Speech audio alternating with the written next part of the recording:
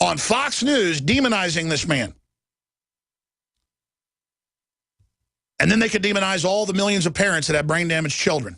And they can demonize all the adults and veterans that have got serious medical problems from their vaccines and tumors growing out from the injection sites. I mean, it's a nightmare. Because these people are divorced from reality. Just like Bayer got caught and convicted 12 years ago in French and Australian court of knowingly shipping out Factor VIII filled with hepatitis and HIV to millions of hemophiliacs. And there were corporate minutes where they said, so what? We're shipping it. Just didn't care. It was a death sentence, a long, horrible death. And Bayer didn't care. Now, are you mad at them or are you mad at Brian Williams? No, let's not get mad at Brian Williams. Let's just say Dr. Wakefield's the bad guy. So he joins us here. His colleague exonerated. I want to give you the floor. Try to shut up. I'm just so excited. Walk through your colleague by the British court, where your lawsuit's going, these huge whistleblowers coming out, the British studies that they'd suppressed years before you did yours. You weren't even aware of them.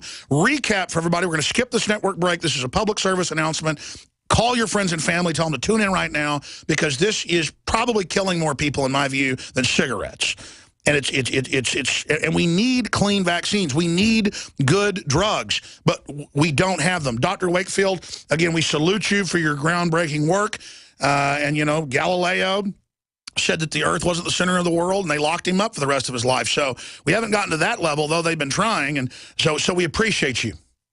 Alex, thank you very much. It's great to be back. I think you're absolutely right. What we're looking at is a system that is in meltdown right now, and they're in meltdown for a number of reasons. You can only sustain a lie, a falsehood for so long. And now that Dr. William Thompson, senior CDC scientist, has come forward and said that they have known for 13 years that MMR vaccine is causally associated with autism, and they have hidden it from the public, from doctors, from public health officials, from everybody. They've kept it to an inner circle of people who knew the truth all along and have allowed millions of children to be put in harm's way in the interim. And he could no longer live with that, and he's come forward with that now. And one has to hope that that goes before a congressional committee sooner rather than later. And if I have one message for your listeners and your viewers, it is that you must implore that your congressman take this very, very seriously and support Congressman Bill Posey's efforts to get this before a committee just as soon as possible. Looking at this now, they're doubling down. It's like we're Jews in Nazi Germany that we don't want to get vaccinated. Arrest us, publish our names, where we live, come after us, take our children. I mean, they're really doubling down. It's desperate, isn't it? And it's rather like Salem, or more recently, as you point out, it's rather like the Nazis banning Jews from using public transportation in order to avoid being contaminated by suspected infection. I mean, it's absolutely disgraceful. Oh, that's what they said. Yeah, you're right. So we're seeing that kind of reaction now to what's happening. And it's very well orchestrated. It's heavily funded with billions of dollars of public relations fund, and it's failing. It's failing. It is failing. Because it's a lie. And if you have a vaccination policy in this country which mandates, which takes your children away, which puts you at gunpoint, which puts parents in prison for not vaccinating, that is not built upon public trust or confidence. That is a disaster. And public health policy, vaccination policy, requires the confidence of the public, and they have lost it. Wow, this is epic. Think about it. In America and Europe, they're trying to make vaccines forced, and they're coming out with hundreds of new ones where companies lobby, and then government says it's the law to take it. They tried to have Rick Perry a few years ago run the hoax of saying it was the law with the Gardasil. I mean, there's no end to the depths. And as you said, I'm here following, and I'm here talking to the public. They're doubling, tripling down. It is backfiring.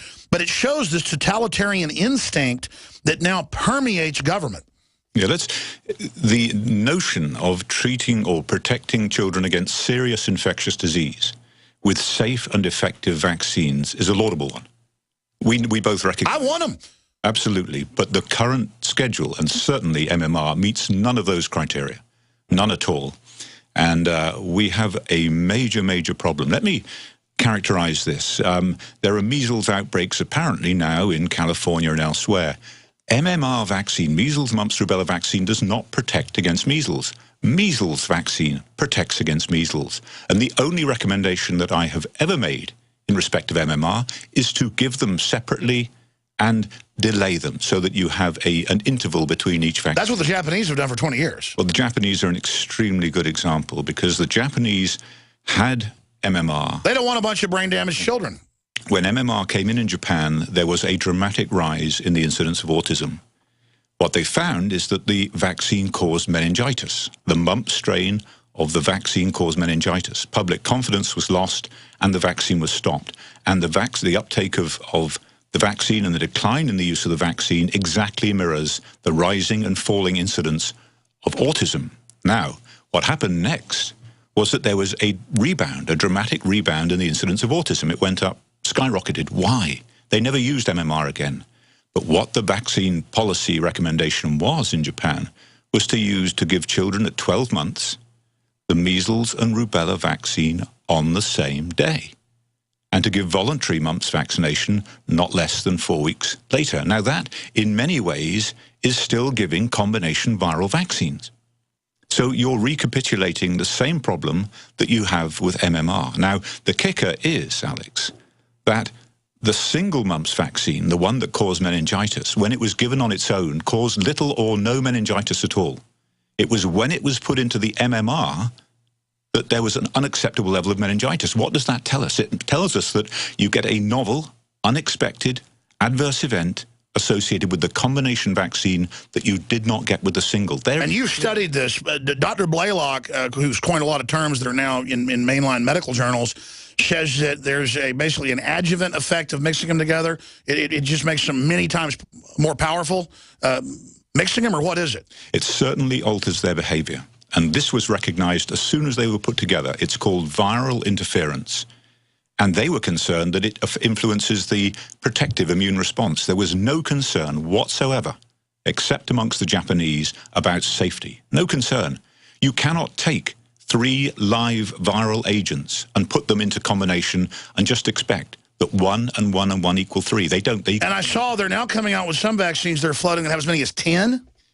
Yes, now for example, with the live viral vaccines, they put in the chickenpox vaccine. When they did that, it doubled the rate of febrile convulsions. There again is a classic example of more is not better. But these inserts say they can give you convulsions. So why are we being attacked when the insert says all this? I wonder how many patients or parents actually get to see that insert, Alex. I wonder how many people ask for it, and I wonder how many doctors spontaneously show it as part of the informed consent process. Very, very few. Well, we told folks that there were some tips on to win the lottery in here, or maybe fantasy football, they might read it. But, I mean, if I was going to put any drug I want to put in my body, I don't care what it is, antibiotics, anything, I go read the insert. You want to know what's in there. This is just crazy. And for those that don't know, each vial of the MMR or any other vaccine or drug, in the box with it, by law, comes this. So they have this at Walgreens, at CVS. I think parents need the choice. They need the choice. In the presence of the current concerns about the safety of MMR vaccine, they must have a choice of how to protect their children against infectious disease. Well, I know you're here warning people, as a doctor and, trying to save folks.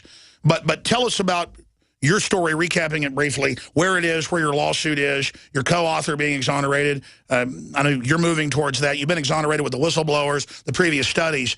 But this has got to really hurt the people that tried to destroy you, as just fate would have it, all this evidence pours out. Well, Alex, I've been in this 20 years now, and that's feels like many, many lifetimes. But we listened to parents who said that my child was perfectly normal. I'm not anti-vaccine. I took my child to get vaccinated. When I did that, they got the MMR and they regressed into autism. And they also developed gastrointestinal symptoms. And as a physician interested in gastrointestinal disease, I recommended those children should get investigated for that. They were investigated by the world's leading pediatric gastroenterologist at the time, Professor Walker Smith, who you've just mentioned, my co-author on the paper, and he found that they had an inflammatory bowel disease. We treated that disease. Not only did the bowel disease symptoms improve, but the behavioral and autistic symptoms improved. It was the beginning of a fascinating journey, but we had to investigate whether the parents were also right about whether the vaccine had precipitated in this. That's when the problem started. And so Murdoch's brought his team of journalists along, Brian Deer. They came up with this extraordinary story that we had involved ourselves in fraud and deception, that we had made it up, there was no ethical approval, all of this kind of thing, while at the same time holding back from the General Medical Council inquiry vital documents that showed there was indeed ethical approval for this study. He knew throughout the investigation and the proceedings that he had in his possession key documents. That was an obstruction of justice. Have you ever physically been around this guy? If I was you, I bet you get angry. I get angry, but, you know, it's not about me. It's not about me, Alex. No, I know, but I mean, this guy's trying to cover up what's going on with children. He's a despicable character, in my opinion. Yeah, one thing I cannot forgive him for is the damage done to the children, because now we are many, many years on, and because the bowel disease in the minds of many was synonymous with vaccine injury, that had to be declared a fraud as well. Because people were getting such good results in slowing or reversing it, God forbid we get a treatment for this. That's right, and the trouble is that all of those children did not get investigated because doctors were terrified of doing the right thing, terrified of looking after their patients properly, of treating these children. That's right. Trying to destroy you was meant to scare everybody off before this got further investigated. But go back in, it turns out there have been some other studies that you didn't know about that had found similar things. Yeah, now there have been studies from Canada, from the Far East, from here in America, confirming that beyond a doubt these children have a novel inflammatory bowel disease in many cases that is amenable to treatment. And the key is not to walk away from the fight, because if you walk away from the fight, other doctors are just going to have no yardstick by which to judge what they should do. I know you had to be very careful in science, even going off other studies and things, because they'll take what you're saying out of context and claim, oh, he's saying this, oh, he's saying that. But when I have Dr.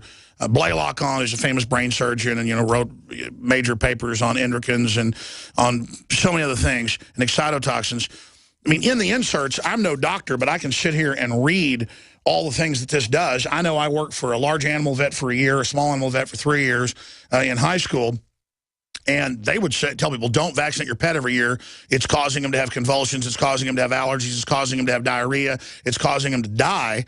And so they've kind of got the laws changed now where they vaccinate every 3 to 4 years, and animals are doing a lot better, though the lobby's coming back trying to say every year now. So it's the same thing. So I was 15, 16 years old listening to Jess Adkins, the large animal vet in East Texas, you know, saying, you know, these vaccines have got some problems. So, I mean, I remember hearing about that. But if I read this insert for the MMR shot, Merck & Co., Inc., White House Station, New Jersey, when I sit here and I read this, it says diabetes, pancreatitis, Guillain-Barré. I mean, it says all these neurological disorders. It says it can kill you. I mean, it's just page after page in Bible paper. It's super thin, saying all the stuff it can do. Measles-like rashes. So, as best we can tell, what is it doing? It's causing an autoimmune thing, inflammation in the pancreas, in the intestines, in the brain. What's happening, doctor? Well, just come back to the point you made. The vets were way ahead of the curve. The vets recognized these problems and dealt with them far, far sooner than medical professionals have. And they took the thimerosal, the mercury preservative, out of vaccines many years before it was even considered to be taken out of human vaccines, because they recognized that it was doing harm. And as you say, they spaced the vaccines out because they recognized the pets were being given too many vaccines too frequently. So if only we took a lead from the vets, we wouldn't necessarily be in the same position we are now. Now, how's it working? Well, I think there are many, many ways. And the trouble is, Alex, by the time we see these children, they are so sick and their systems are so deranged that it's very difficult to say what happened first. Tracing it back to the first thing that went wrong is very, very difficult. But certainly the immune system is very much disturbed. There is an autoimmune component. The body turns upon itself. And so I think it's in large part an immune-mediated disease that affects not just the brain, but the rest of the body systems as well in many cases. So poison ivy is an autoimmune issue. AIDS is when your T lymphocytes are gone and you lose the programmer cells, I guess. I mean, as best, from all my years of researching the medical literature, it just seems like it's causing a serious autoimmune disorder. I've also seen a lot of reports linking Crohn's disease that's really expanding and growing and spreading to people that have been vaccinated. Yeah, well, that's how we got into this initially, looking at measles vaccine and Crohn's disease. And we still don't know the answer on that because these diseases are so complex. Causation is not simple. But we know they're exploding right now. We absolutely know that there are epidemics of these immune diseases which are seen in the most highly vaccinated populations of the world and are far less common in those children. That's right.